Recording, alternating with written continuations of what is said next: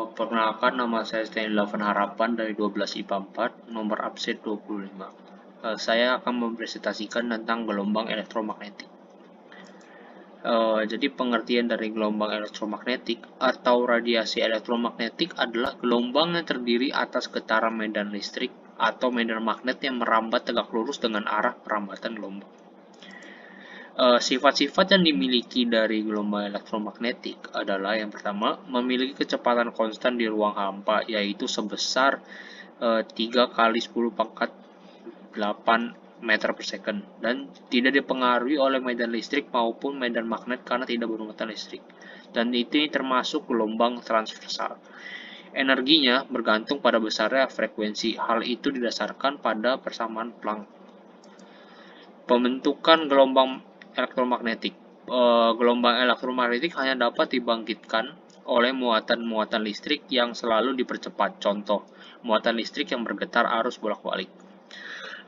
Tegangan bolak-balik akan menyebabkan perubahan medan listrik yang menimbulkan medan magnet. Perubahan medan magnet akan menimbulkan medan listrik. Keduanya selalu berubah terhadap waktu secara sinusoidal.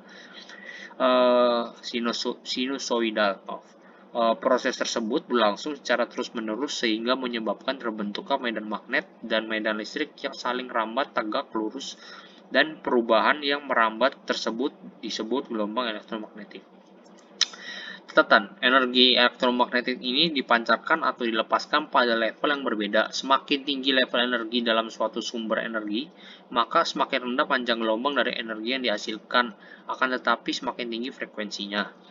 Ini adalah satu contoh gambarnya. Hipotesis Maxwell dan percobaan Hertz. Prinsip elektromagnetik dari hipotesis Maxwell.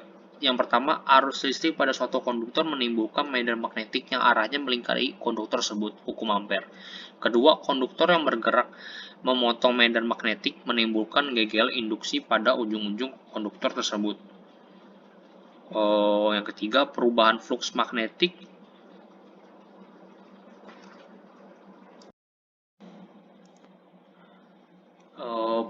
magnetik yang menembus bidang kumparan kawat menimbulkan arus induksi pada kumparan kawat, hukum Faraday. Yang keempat, perubahan flux listrik ini menimbulkan medan magnetik, hukum Maxwell.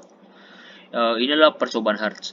Gelombang elektromagnetik kali pertama dibangkitkan oleh dan dideteksi melalui eksperimen yang dilakukan oleh Heinrich Hertz pada tahun 1857 sampai 1894. Pada tahun 1887, 8 tahun setelah kematian Maxwell, Hertz menggunakan peralatan seperti yang ditunjukkan pada gambar dari samping. Pada gambar dari samping, bagian percobaan Hertz dengan menggetarkan pemutus arus, terjadi getaran listrik pada rangkaian sekunder yang nampak sebagai loncatan bunga api A. Pada kawat yang dilekukan sampai ujung-ujungnya berdekatan, tampak adanya loncatan bunga api B, dan ketika saklar es digetarkan, induktor kumparan Rumkov menginduksikan pusat tegangan pada kumparan kedua yang terhubung pada dua buah elektroda bola.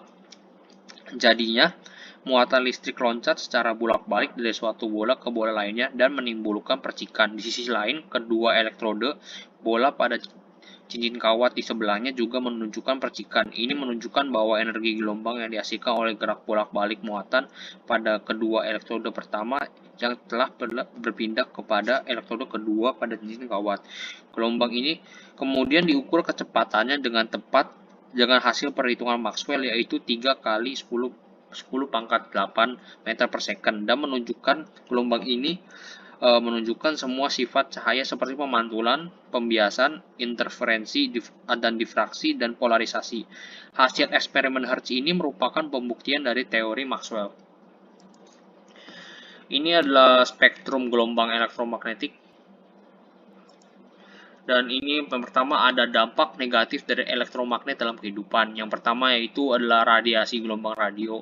Menurunkan kekebalan tubuh penggunanya, dapat menyebabkan nyeri di sekitar kepala, telinga, tenggorokan, dan serta beberapa bagian tubuh lainnya yang sering terpapar. Dan dapat menyebabkan kerusakan otak. Dalam beberapa kasus yang langka, gelombang ini dapat menyebabkan alergi akut.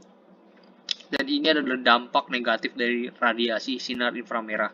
Efek buruknya adalah panas atau rasa terbakar pada permukaan kulit karena inframerah dapat menembus jaringan kulit terdalam hingga merusak kolagen di bawah kulit.